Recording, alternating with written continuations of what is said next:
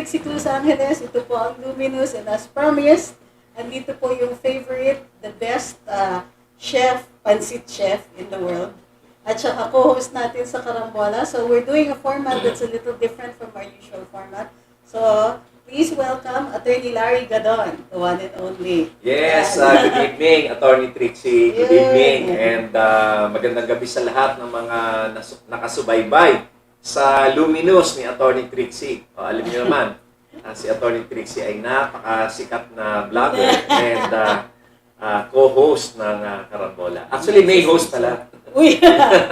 So, syempre, ako lang naman yung salingket. Yun.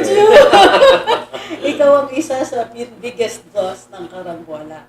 So, let's start, no? Kasi ang daming nagtatanong, kilala ka for the usual, yung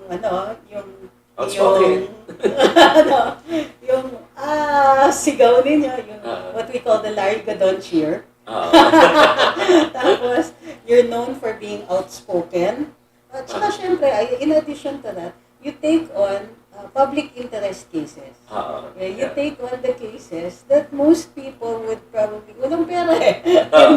Sorry to be blunt. But you do take up for causes for justice. Ang hindi alam kasi ng ilang mga nanonood sa atin is that many of these cases are pro bono. Yeah. Pero ang laking tulong nila. Lalo na for those of us na we're hungry for justice, kailangan nakikita natin yung justisya. Halimbawa, you assisted Janet Napoles. Yes. Nung ni-reveal niya yung 5 million. Na kay sa isang senador. Kay Drilon.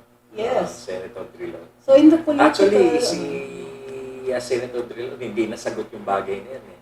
In-ignore niya. Kasi kung sinagot niya yan at tinanggi niya, marami bang lalabas eh. Yes. So, the better part of valor dun sa kay Senator Drilon was to no longer pursue whatever it was that he was pursuing. So, tapos you're very outspoken even about other issues. And, kumbaga, brutal honesty.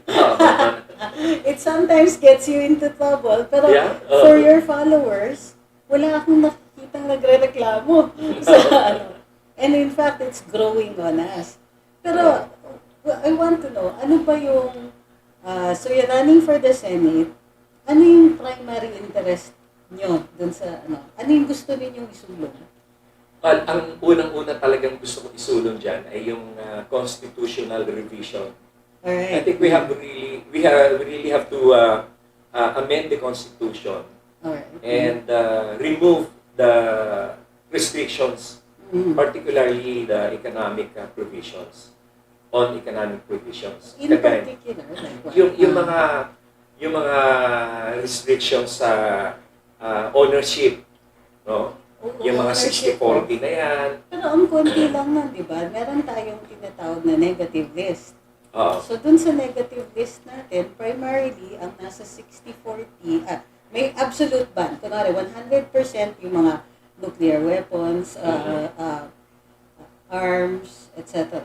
Tapos dun sa 60-40 are very specific also. May mga gano'n certain manufacturers of poisons, mga gano'n. Pero otherwise, kunwari, sa manufacturing, 100% siya. So, hindi kailangan ng Filipino ownership for foreign investments to come in. So, ano yung pinupuntirya natin? Are there any specific industries? Yes, kagaya ng telecommunications. Hindi ba yan masasagot ng Public Service Act? Well, ano pa naman eh, hindi rin naman nila talaga ini-implement eh. Hindi, kasi kakapasa pa lang ng Senate. Oo. Hindi pa naman na-aprobahan ng executive dyan. Hindi, tsaka it's badly done. Makita niyo ba? Kasi I'm looking at the experience of other countries. Like, for example, in Hong Kong, they have 5 or 6 providers of telecoms. And that they are all doing well because of the competition. And I have learned that they are not 100% owned by Hong Kong residents, but some of them are foreign owned. Yes. Pero tignan 100%. yung summary ng ating negative list, so, for maximum foreign ownership, internet businesses are supposed to be, tama kayo, 100% negative, meaning 100% Philippine-owned.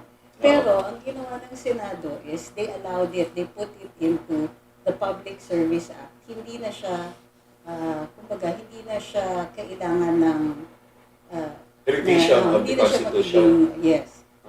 But, ang problema But the trouble is, a law can always be can be challenged. Can be challenged. And not only that, since it is a law, they can always create another law, yes. Altering the Public Service Act. That's true. That's because it's just a law, it can be easily changed. So are we saying, whereas if it is in the Constitution, that mas mahirap baguhin. Because the process of changing Constitution is very difficult. Unlike a law, you only need a majority approval of the lower house and the Senate, and then it can be amended. So like for example, this is the argument that they have on federalism. Na bakit pa magpa-federalism kung ang habol nyo lang naman yung income ng mga probinsya, and then we can just pass a law increasing the IRA. O, di ba? Yun ang sinasabi nila. May kamandanas ruling na. Tunal, may mandanas ruling na, no?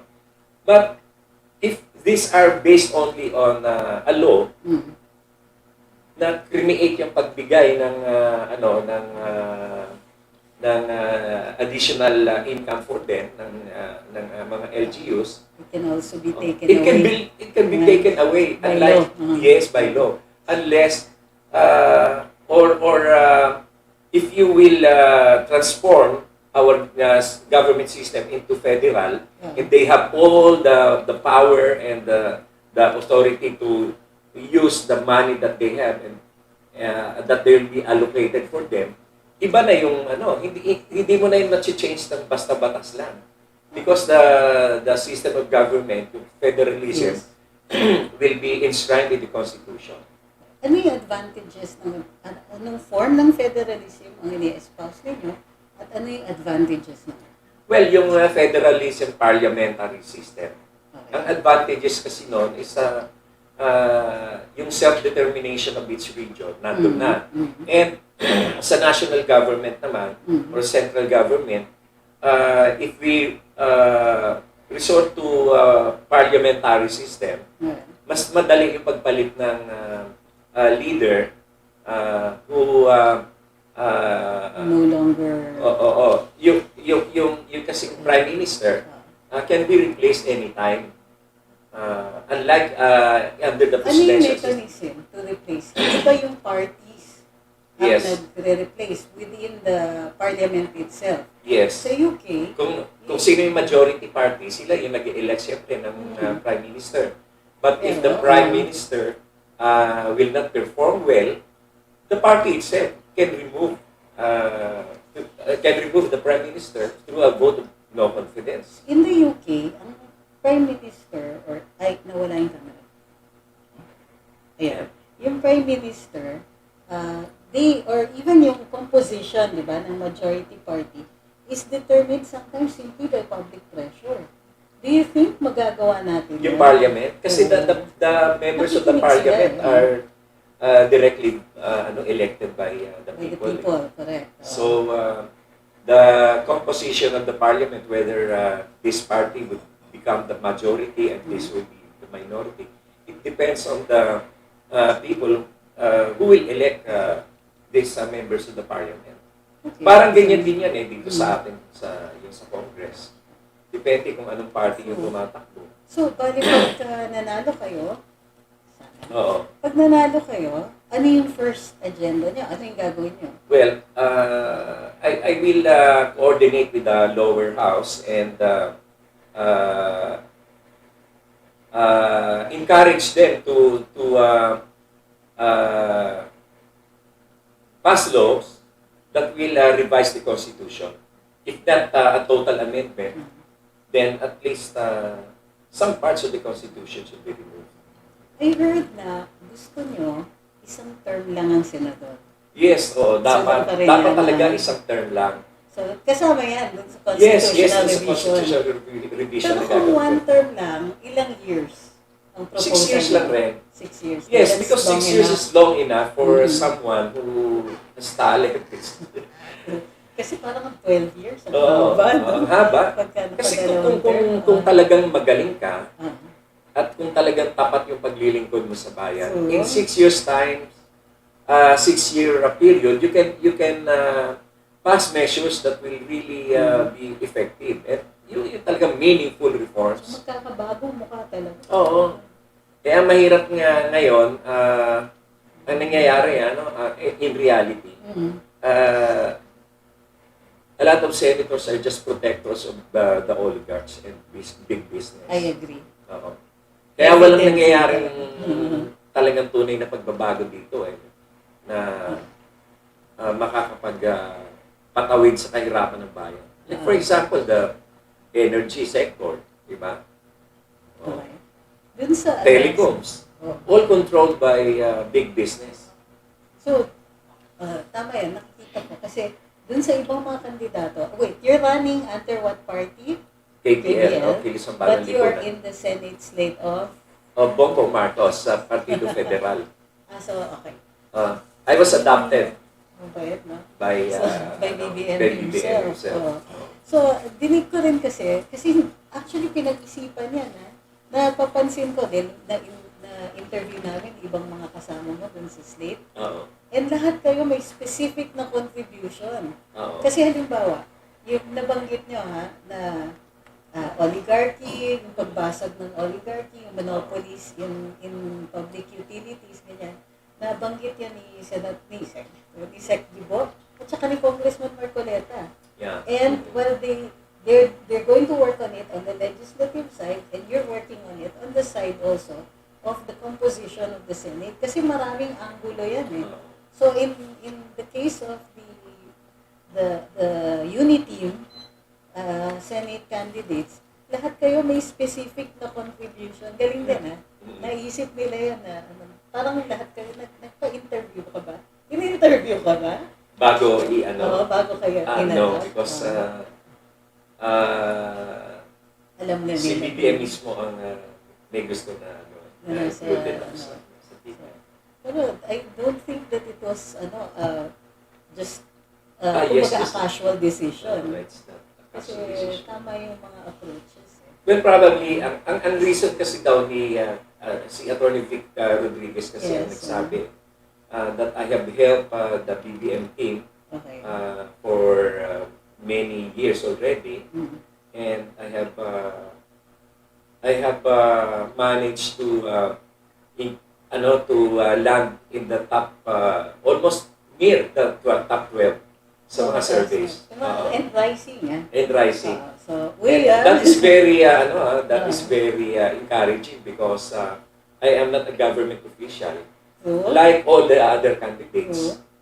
And I am not a movie actor.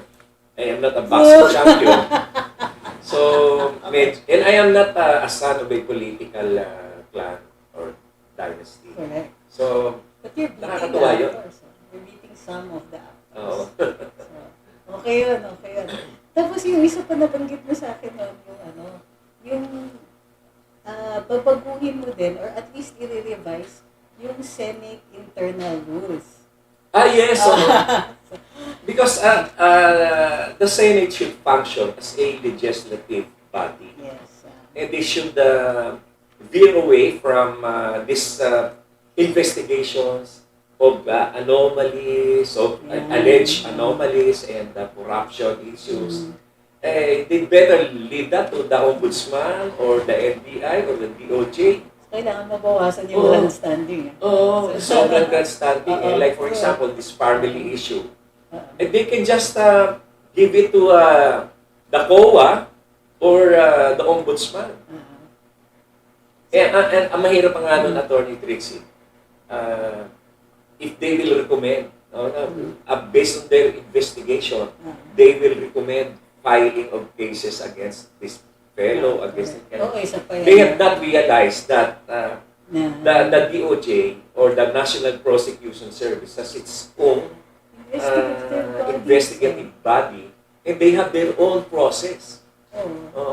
Itong mga nag-iimbestiga nito, hindi naman mga lawyer yan. How would they know that this is admissible in the courts of law? Baka nadadaan lang sila sa emotions niyan and presumptions na hindi nila alam na iba yung process ng or agenda. Or agenda. And iba naman yung talagang legal process under the prosecution service. Or the ombudsman. Or the ombudsman. Favorite candidate mo kasi na-confuse siya eh. DOJ siya ng DOJ. Yung pala ombudsman, yung investigating body. But, so, okay yun kasi, well, of course, we see a lot of grandstanding going on. Siyempre, ito parating tinatanong ng followers. Baka naman, anong stand ninyo? Alam na natin to. Pero tatanungin ko pa rin, anong stand ninyo kung sakaling mag-apply ulit ng prangkisa ang ABS-CBN? Kung ako yan, talaga i-deny ko na yan. Unang-una, there is a law limiting the franchises of telecom. Ano ba ito? Yung broadcast. To 50 years. Naka 50 years na sila eh. So, dapat denied na. Dapat talaga denied na. Kasi yun yung... I think the reason why there is a limit for this is because to avoid being a propagandist and an instrument of indoctrination and brainwashing of the people. Yun kasi nangyari dyan eh. To prevent yung hegemony na nakita natin. The hegemony na nakita natin. Sipin mo, naloko yung mga Pilipino. Nagdidikta na sila. Pati taste natin. Pati kung sino. Pati choices natin sa yung political choices. Yes, even things like anong papanoorin natin. Sila na nagdidikta eh. Masyado na yung nila. Even yung itsura ng mga actors and actresses. Arbiters of taste na sila. Yun nga eh. Minsan kahit di naman gaano kagaling na. Nasabihin nila, wow. Tapos bibigyan nila ng award. So, example na lang eh. Si Ninoy eh. Isipin mo, traitor, an enemy of the state, founder of the MPA. Tapos ginawang hero ng ABS-CBN. Diba? So, yung mga ganun nila tayo, binola, nag-manipulate sila ng public minds. So the idea is to break up, parang na rin siya, no? Para siyang antitrust move. Yes, actually. You keep, kumbaga you keep people from creating monopolies.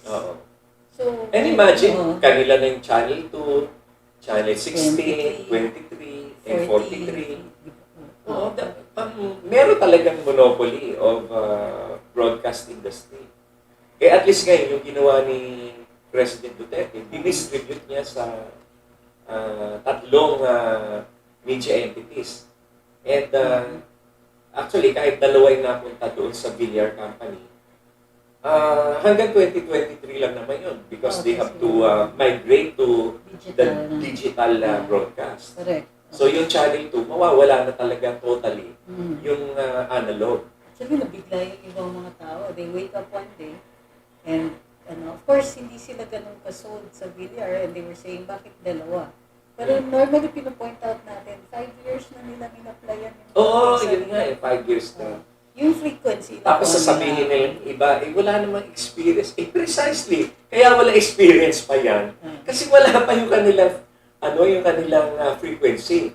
How can they broadcast kung walang frequency? So, para sa akin yung lack of experience is the weakest.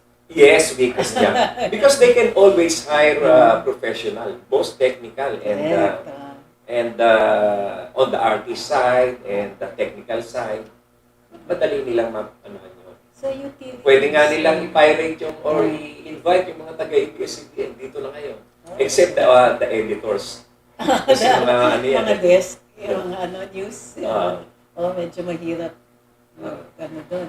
Pero what about sa... Some of them have already moved to yung Net 25, sa IC, sa TV5.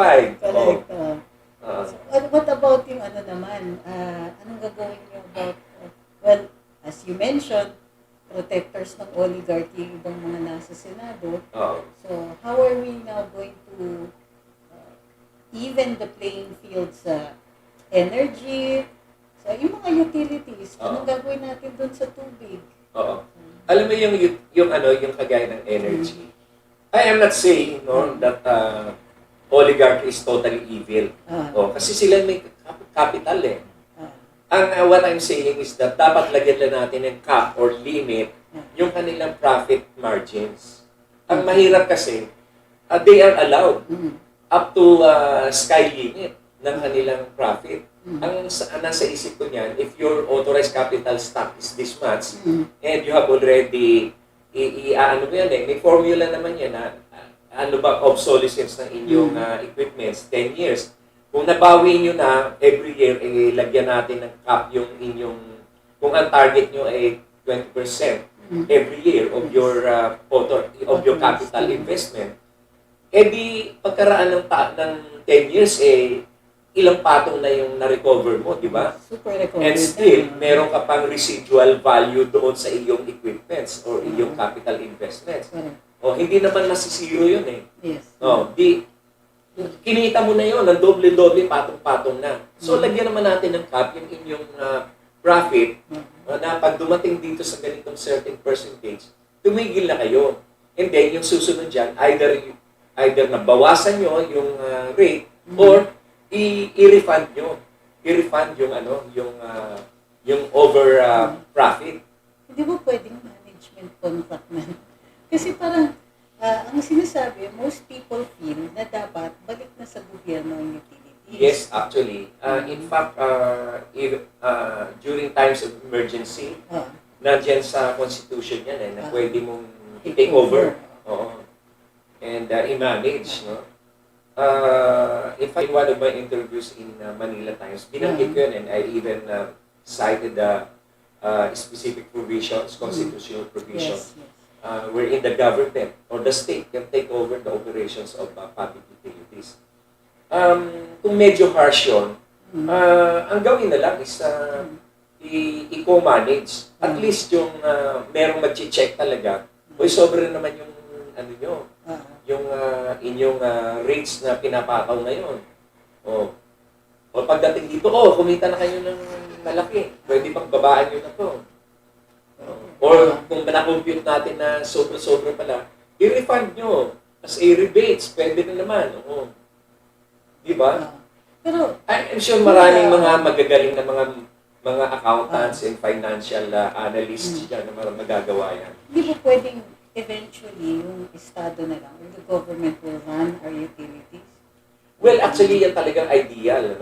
Because during the time of even the previous presidents before Marcos, talaga namang state-owned and state-managed and controlled yung power sector and even the water sector, di ba? Nangyari lang kasi yung time na nag-take over sila Cory Aquino, na doon nag-start yung yung binigay sa private sector yan. Meron ka bang interest in education or other, ano po yung others? So we see that you're going to clean up the Senate na. Yes, meron kang, you're going to spearhead constitutional reform. Tapos, ano pa ba yung ibang, advocacies ninyo? Yung mga super infra projects. Sige, like what? Problema natin tuwing uulan, nagbabaha ng sobra-sobra. Agree. At yung baha, malalim, lampas bahay, and nagtatagal ng 3, 4, 5 days. Ang problema natin dyan, wala tayong water reservoir na tuwing umulan ng yung wala tayong water catchment. Pag bumubuhos yung ulan, lahat ng ulan na nandiyan sa bundok, bababa dyan sa lupa, particularly dito sa Rizal, Montalban, San Mateo, Marikina, Cainta, lahat yan, magbabaha lahat yan. until na pumabot dito sa Metro Manila na talaga. Ang nakakainis diyan, bago humupa yung baha, ilang araw. Kasi wala ring wala kasing yung floodway kasi na proyekto ni Presidente Marcos, hindi natapos yun, kundi hanggang dyan lang sa Pasig ang nagawa. Pero yung papunta doon sa paglabas sa hanggang Parañaque, hanggang sa Manila Bay, natigil yon. So ano ang problema natin? Pag umuulan, yung water, walang catchment, bumababa, no? Baka. Pag summer naman, nakakaranas naman tayo ng water rationing. Biruin mo, at one time I was in BGC. Social na social yung lugar. O, nung nag-CR ako, sabi ko, ba't ang batot dito? Sabi naman, wala ko kasing tubig, 5 araw na eh. Dito sa BGC. Ha? Napaka-social. 5 araw? Oo, 5 araw na rin na walang tubig. Nagpapasalok lang sila para yung mga paghugas-hugas nila ng mga ano. Pero yung CR, walang tubig. Archipelago. Tropical country. And yung mga kaibigan ko, mga nakatira dyan sa Sampaloc, sa Tondo, ganyan din ang reklamo. Sila yung pinaka-less priority na mabigyan ng tubig. So, meron tayong water rationing every summer. Pero pag tag-ulan, wala naman tayong mapaglagyan ng tubig. Nakita mo yung yung China, ang galing nila sa technology. Yung kanilang biggest dam in the world, di ba? Grabe yun. Mega dam. Mega dam. Nag-generate na ng energy. Kasi yung mga turbines, ang daming turbines dun eh. Puro electricity yun. And hindi rin naman nauubos yung tubig. Kasi yung pagbaba ng tubig, dahil meron kuryente, meron ding nagsisipon para putang taas para pabalik-balik yung tubig. Pag umuulan, merong water catchment. And then merong kuryente. Meron tayo niyan yung sa Binga Hydroelectric Dam in Mountain Province. Sa Baguio, paglabas ng Baguio, na napuntahan ko yan, na nagkaroon ng ocular doon eh. Ang mga turbines doon is around 10 stories below. So, from the ground floor, mag-elevator ka ng mga 10 to 12 stories. And then makikita mo doon sa glass yung turbines kung saan dumadaan yung tubig. From the lake, papunta doon sa mayroong mga umiikot na turbines doon and they produce electricity. So, bali alternative energy. Oo. Clean energy. Do you know that Binga Hydroelectric Dam was constructed by the Americans in the 1940s. Nakakano talaga yung mga Baguio. So, ang ibig ko sabihin, meron namang technology na pwedeng pattern or sayang. In fact, for me, even if it would take 10 years or 20 years to do these things, gawin natin. So that, matagal na yung 20 years, no? So that after 20 years, hindi na natin problema yung baha, tubig. And not only that, the capacity of our water reservoir system here was good enough only for the year 1986 when Marcos left. Because in 1986, the population in Metro Manila was only around 6 million. Yes. And the water capacity is only good for that 6 million population. And imagine now, 25 million in Metro Manila, and we still have the same source of water. Kasi noon, meron ng plano na si President Marcos noon, yung, di ba, yung Kaliwa Dam, at saka yung Pantabangan Dam, lalagyan nila ng viaduct yan, going to La Mesa Dam so that La Mesa Dam can have more water. Service Metro Manila. Lahat yun natigil. Yun, tsaka pati sa Angat. Yung Angat, magkakaroon din ng pipeline yung going to La Mesa Dam. All of this have started. Ngayon pa lang restart. And then ngayon meron yung plano yung Kaliwa Dam, tsaka yung Wawa Dam. But it will take. Ito kasi nakausap yung mga proponents niyan. Particularly yung Wawa Dam. It will take 10 years pa daw. 6 years ang pinakamaaga. Or 10 years. So, titiisin pa natin. Titiisin pa natin yun. And we're not even sure kung matatapos nila ng 6 years or 10 years yan. Because of so many problems like, mga mga residents yan, hindi nila mapaalis agad. Nagre-resist. And then may mga leftist na nag-iingay na hindi pwedeng paalisin yung mga ano sa lupa. Ganyan. FPIC ang kailangan, hindi pwedeng sila yung mag-decide para sa katutubo. Yun. Naalala ko. Ikwenta ko sa'yo mamaya sa FPIC. Napakarami talaga nating naging problema. At dapat yung now we are building and constructing yung mga light rail transit, yung mga underground trains, pero masyado ng late yan. Matatapos yung mga yan, mga 2025 pa eh. Okay. And these projects were planned by President Marcos. Sinabi sa akin ni President Gloria Macapagal-Arroyo na these projects or transport projects na being implemented right now are all blueprints of President Marcos. Yung pala, di ba naumpisahan niya yung LRT-1? And then dapat yung LRT in a period of 1.5 years. Mrs. Marcos. Oo nga eh. LRT-1. I remember. She has to be credited for that. People don't do it eh. But she has to be kasi narinig ko mismo sa kanya yung kwento. Ako rin. Kasi I have talked to Madam Imelda on so many occasions. In fact, at one time, she invited me to her condo in Pacific Star. Yes. And then we talked for about 3 hours. Kinukwento niya yung mga... It's nice, no? So, what about, alam ko kilala kita, Attorney Larry, you're an environmentalist.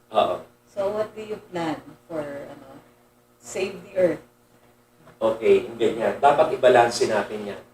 Ito mga mining industry, palaging yan ang cause of complaint ng mga ng mga sila yung bad guys parati. Sila yung bad guys parati. Pero meron namang mga pamamaraan dyan na mapuprotektahan pa rin naman yung yung environment. Yes. And we have to be realistic. Right. That we have to dedicate some parts of our country for mining purposes because of the income that will be generated and the employment that will be generated. And meron ako magandang policy dyan na gagawin na ipopropose. Like for example, itong mga minimina dito ng mga minerals. Ina-export yan. And then, raw, lahat. Even yung mga nickel, lahat yan. Biggest tayo, one of the biggest tayo, nickel mining and export. Kaya lang, hindi naman dito pinoprocess. Yun na nga. So, alam mo ang gagawin ko dyan, magkakaroon ng proposal na yung mga factories abroad na bumibili yan, I will give them a condition that we will continue to sell you the raw materials, the raw minerals. But we will give you a program of 5 years at least, reasonable na yan, for you to set up your factories here in the Philippines so that you can generate more jobs. No? Yes, and yung products, yung finished product, pag tayo yung bibili, mas mura. Kasi imagine mo yung cost na dadalhin mo pa doon, and then pagka na-finished product, dadalhin mo ulit dito. That's assuming babalik yun dito. Minsan produkto na. Yun nga yung produkto eh. Like for example, yung mga iron bars na binibili natin for our construction na galing dito yung mga iron ores, ipoprocess sa China, and then tsaka natin bibilhin as finished products. So, napapamahal tayo. And one of the biggest factors in prices or inputs prices, yung transport cost. Yeah. Alam mo, pare-pareho na. So, nakikita ko, ang Uniteam, actually, may mga, talaga sila, goals. One is, yun nga, environment, managing itong mining so it generates more jobs, give us more income. Kasi atin yun eh. Dito yun ang galing eh. So, sayang naman na ang processing abroad. So, isa pa yan. And parang nakikita ko dun sa ibang candidates, common yun. And then, of course, agriculture. So, meron ka rin ba for agriculture? Yes, for agriculture. um, we have been importing rice. Alright. Thousands or millions of metric tons of rice over the years. You know that I have met with the officials of the Rice Millers Association of the Philippines. And kasama rin nila yung mga farmers. Okay. Ang sinasabi nga nila, sige, kung magiging modernized lang raw ang drying and milling process nila, we still have an excess of 3% from our harvest. Okay. Kasi daw nagiging problema nila ganito. Pag inani yung palay at binili at dinala sa bodega, yung mga palay nagbubulok karamihan. Kasi nga, yung pagpapatuyo nila ng palay is very crude and Jurassic. Papatuyuin nila yung sa kalye. Ibibilad nila yung sa kalye. O kaya sa mga basketball court. So, ang bagal na. No? And then, pag dinala na yan na-dry na yung, yung palay, dadalhin sa milling process, yung mga rice mills naman natin, mga 30 years ago na. Yung mga capacity nila can only do as much as mga 10 kabans of palay a day, or siguro yung the most modern dyan, mga 30 kabans of palay a day. So, ang bagal ng paggiling, so dahil mabagal ang paggiling, mabagal din ang pagdala, konti ang nadadala sa merkado. And it creates artificial shortage of rice. And then this is being used by smugglers and traders na, kulang yung bigas nyo, mag-i-import na kami. Kaya palang mahal ng production Yes. cost natin. Oo. Mahal. Yung isang nilareklamo kasi din ng mga farmers, ang taas ng cost ng fertilizers. Yes. So, unlike nung time kasi ni President Marcos, subsidized yung mga yan eh. Subsidized yung mga yung mga fertilizers, mga pesticides. They are being given free to the farmers, mga cooperatives sila. Okay. Dahil ang katwiran nga ng gobyerno noon, konti lang naman yung puhunan mo sa fertilizer. Eh. But the return of bigger or more harvest is much bigger than your cost of fertilizer. Indicative ito. Dun sa state of affairs ngayon, na lahat kayo may agriculture. Alam mo, siguro among the candidates, ako lang may alam dyan na meron pala tayong excess. Dapat na 3% of our rice production. Dapat may excess na tayo. Dapat may excess pa tayong 3%, even as of now. Considering yung dami ng farmlands. Oo, dami ng farmlands. Farmers. Ang nangyayari, nagmamahal yung bigas kasi nga, yung palay pala, marami dyan nabubulok. At saka ang bagal ng yung mabagal na pagdala ng bigas, yung finished product ng rice, mabagal dalhin sa merkado, dahil konti yung supply. So mataas ang wastage din. Mataas ang wastage. And that's the reason also why they buy it from the farmers na halos palugid. Kasi ang katwiran ng mga rice traders, ang iba dyan mabubulok, hindi rin namin mapapakinabangan. This is the reality. Kasi kausap ko yung mga rice traders and rice millers. Sabi nila, yun ang problema. And the only solution here is the government should lend money to the rice mills.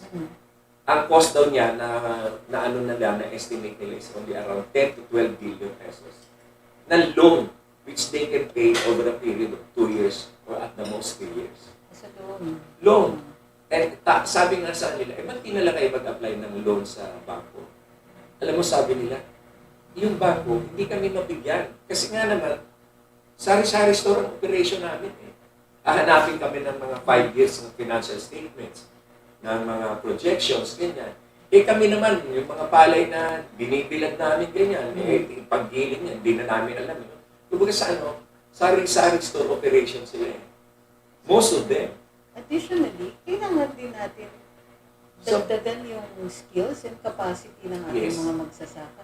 Tumatanda sila, ha? Ayon dun sa DA, about 2 or 3 years ago pa, ang average age ng ating mga magsasaka is late 50s and upwards. Late 50s. In fact, the average is more like something like...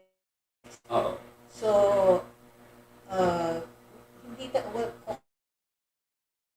natin. Ay, UP Los Baños, of course, has an extensive program, and tapos ang nasa UP Iloilo. Pero pakonti ang enrollment. Because of our concept of education, sa high school, mag-music ka, mag-medtech ka. Kasi, our concept of education is geared towards diploma. Hindi tayo dun sa do you know that we have around 15,000 technical and vocational schools in the country? Na hindi pa nagsara na ng Luminous kasi walang involved. And how can we industrialize our country? Like what Vietnam, Thailand, Malaysia, and Taiwan have done. Kasi wala naman tayong mga industrial workforce. So kaya dapat meron ba silang pupuntahan? Yun na nga ang dapat gawin natin dyan, let us change the concept of education. Na let us give important graduates of technical and vocational schools and agricultural schools. Ang nangyayari kasi, pagka-graduate ka ng TechBo, mababa yung tingin sa'yo. Diba? Pag-graduate ka ng agriculture, parang mababa ang tingin sa'yo. Pero pag-graduate ka ng medtech, university course yun. Pag-graduate ka ng medtech, parang yabang ng taas ang tingin na. Pag-graduate ka ng nursing, ganyan. Pero kamusta yun, may trabaho ba sila? Pero alam mo yung history kung bakit ang daming TechBo dito sa It was actually engineered noon pa. Panahon nila Marcos, we needed to export workers. We needed the dollars. So, the program was supposed to be temporary. Dapat magte-train tayo, skilled workers, until we get over the crisis. Pero, after that, the Cory administration, tinuloy nila. Kasi gusto nila yung dollars. Initially, sinasabi nila na, sige, let's just get over the crisis kasi it's a new government and so on. Kami Ramos, tumuloy-tuloy na until na sila, they coined the term ng bagong bayani because they're keeping the economy afloat. But this was supposed to be stopgap. Sandali lang to. Dapat it was a temporary thing kasi syempre, educated your people, the better. Diba? You'll have more scientists, you'll have more But of course, there's nothing wrong with TechBo. Kasi we need skilled workers. But the idea was to, yung temporarily, mag-provide tayo ng workforce. Sige, abroad magtatrabaho. But ultimately, pauuwiin yun kasi natapos na tayo. Start generating our own income, mag-industrialize tayo. Yung industrialization part, hindi na nangyari. Kasi tinuloy na ng tinuloy. Dalawang parts yan din yung comment ko dyan. Tinuloy ng tinuloy. Kasi ginawang hanap po. Yung kunwari, ikaw, school ka, o magpapadala kami na dollars, 20 na enrollees. Pero yung nasa book namin, 100. Dinulsa na namin yung 80. Naging practice yan. Kaya nila itinuloy. Ngayon, yung sa industrialization naman,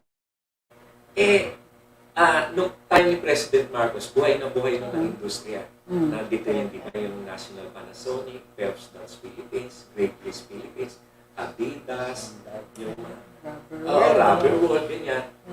Yung Timex.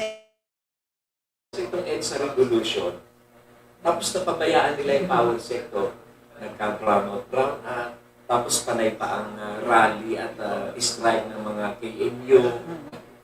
Nagalit yung mga naasar yung mga multinational companies.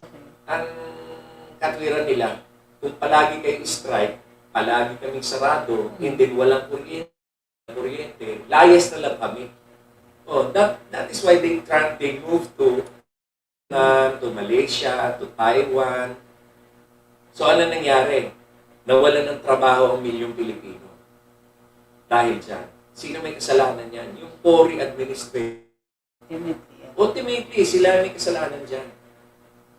Dati, semiconductor plants dito sa atin, nagkalat yan sa Paranaque.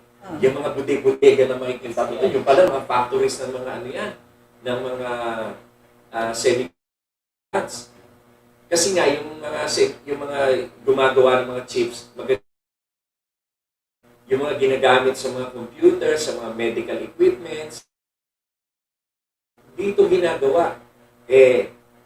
Naasar yung mga kapitalista. Strike kayo ng strike.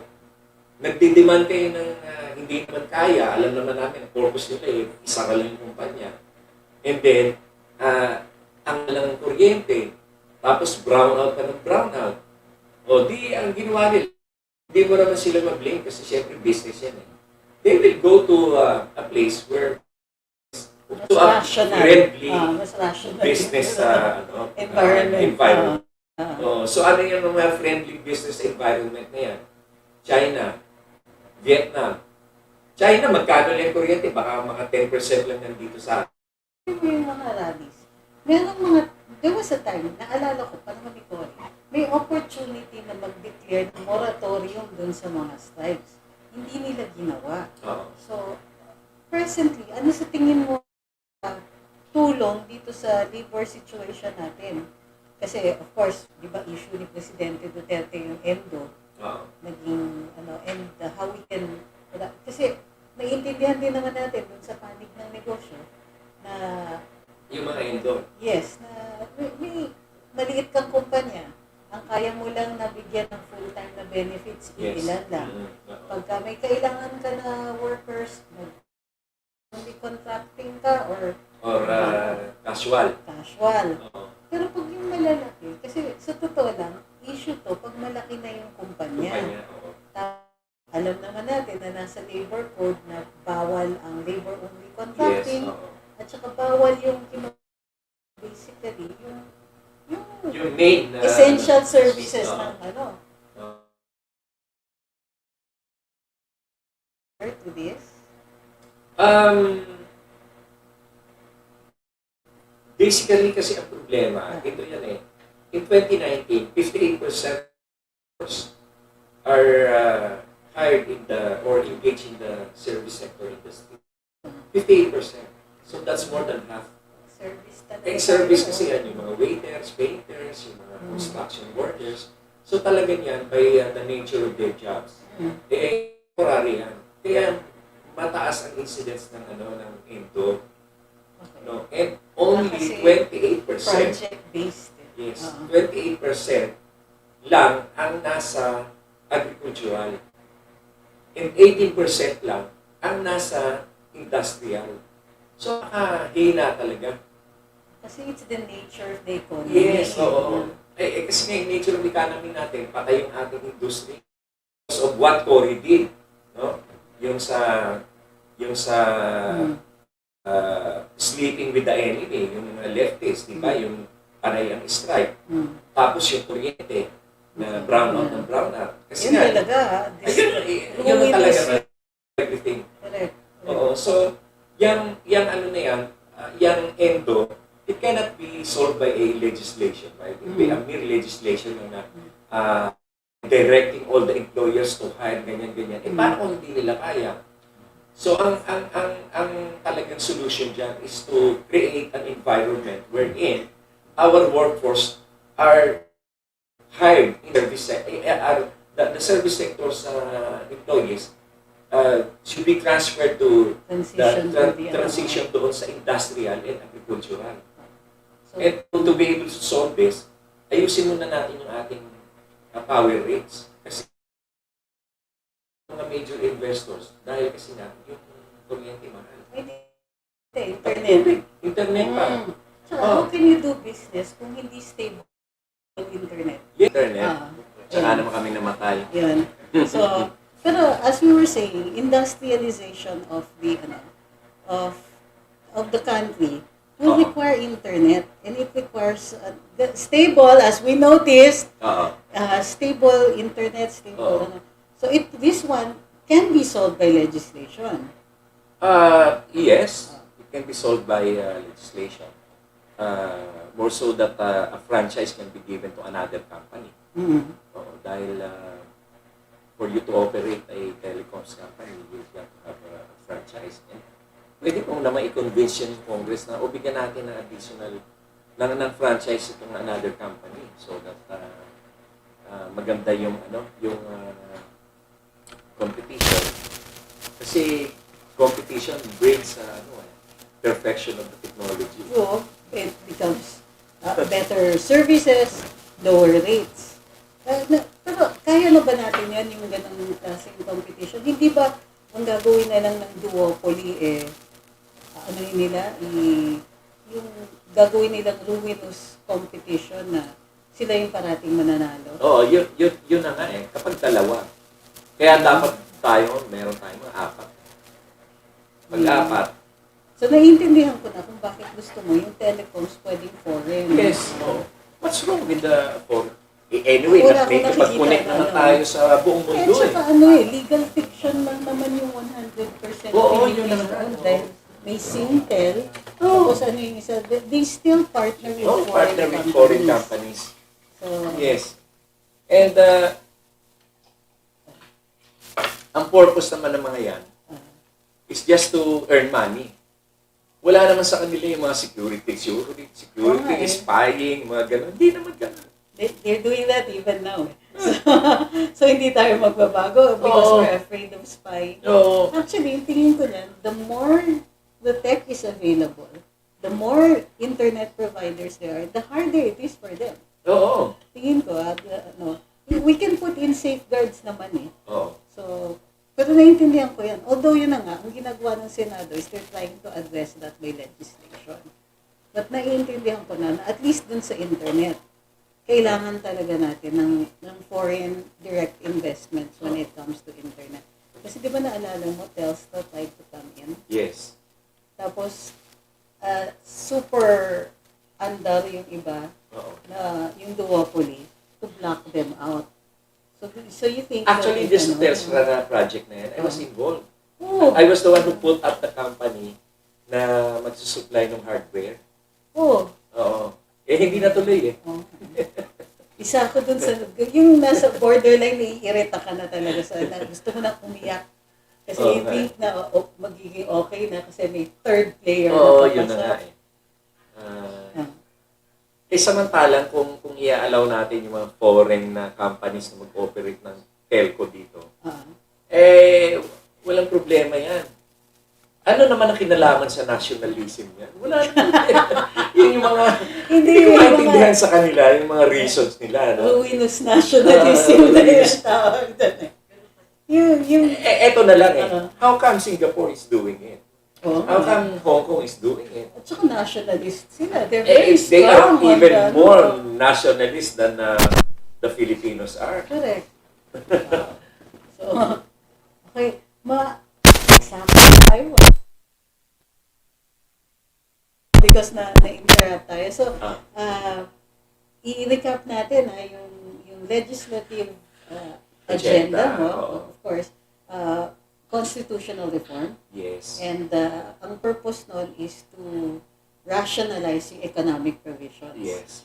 So, I know naman hindi mo talaga gusto tanggalin lahat. It's more a rational approach for hindi mo naman papatayin talaga yung mga oligarchs. Hindi naman ganun Hindi, okay lang.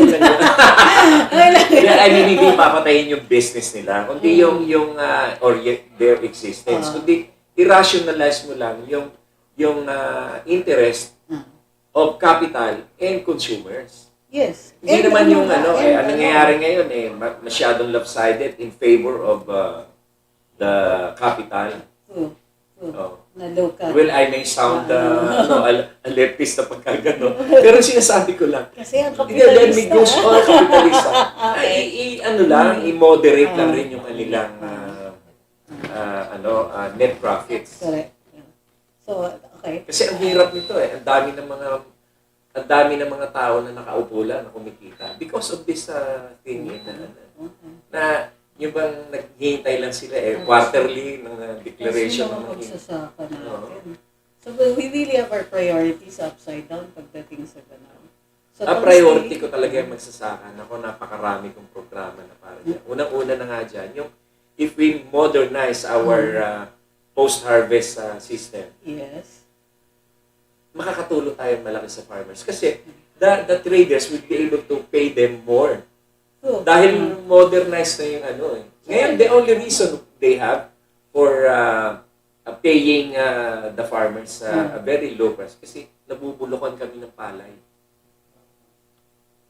So, constitutional reform to rationalize the economic provisions, also to limit the senators to one term. One term lang dapat. Oo. Baka gusto mo nang isali yung president and vice president. Yung they run together.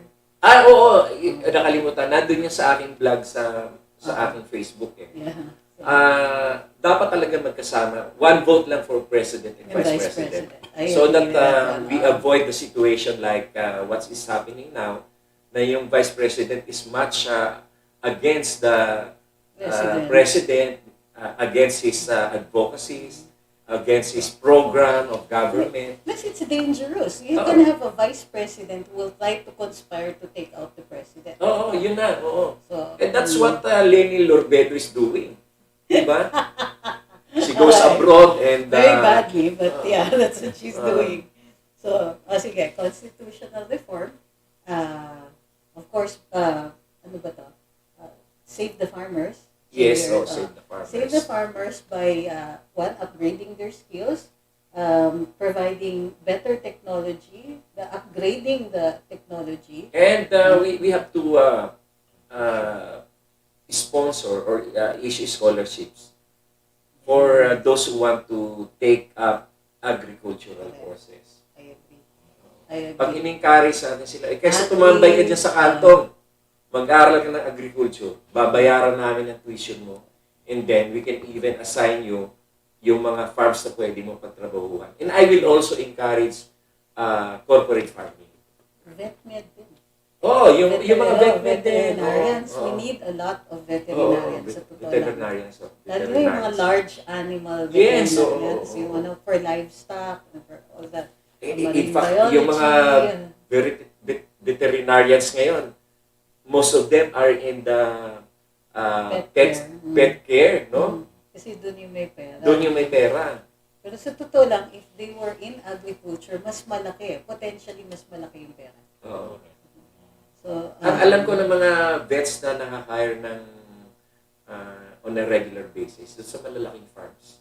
Yes. Then, yung iba, kumbaga in-house. In-house. So, sana mas marami tayong ganun, no? I Oo. don't mind, putting a veterinarian through vet med school. Oo nga eh.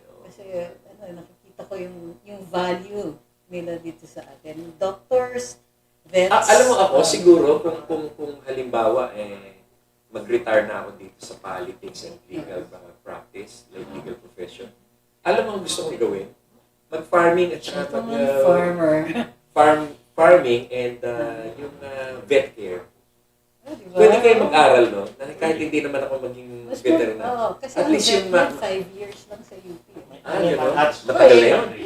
Wala bang mga yung mga short courses? Meron.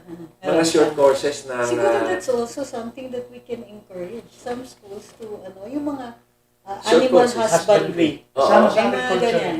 And then, required lang sila. Every year, umattend naman kayo ng mga updates so kahit sa 1 week lang. yes. Oo, di ba? So, meron ganun actually. Oo, di ba? So, siguro dapat i-encourage natin na mag-expand yung mga ganyan. Yan ang dapat na encourage natin sa Department of Education.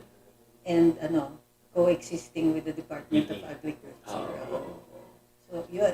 And, of course, yung oligarchies hold on public utilities na i-rationalize din natin. I-rationalize lang natin. Return to sanity. Oo. So, I really wonder why we are electricity, into this deep pit now. Samantalang noong panahon ni Presidente Marcos, hindi naging problema yan. Because may control kahit paano. Oo. I think President Marcos, kasi kaya pa at the time, na from the presidential end, meron siyang parang antitrust, trust. Nobody got too rich. Kumbaga, yun yung advantage ng strongman yung panahon niya. So, he was able to control that. So, Attorney Larry, ano gusto mong sabihin dun sa... Ang daming nanonood sa'yo, Oo, nananawagan ako sa ating mga kababayan na ito na talaga ang panahon ng tunay na pagbabago. Yung mga pagkakamali na inabot natin sa loob ng mahigit 30 taon, ay ito na ang tamang panahon upang iwasto yan sa pamamagitan ng pamumuno ni Bongbong Marcos at ni Inday Sara. I hope BBM and Inday Sara would win as a team kasi kailangan din si Inday Sara. Importante ang Vice President para kay Bongbong kasi yung mga problema lalo na dun sa Mindanao side, mahaharap ni Inday Sara yon. Siguro this is the time na magkakaroon tayo ng Vice President na may pakinabang. Kasi itong naranasan natin dito kay Rene Rolvedo ay naging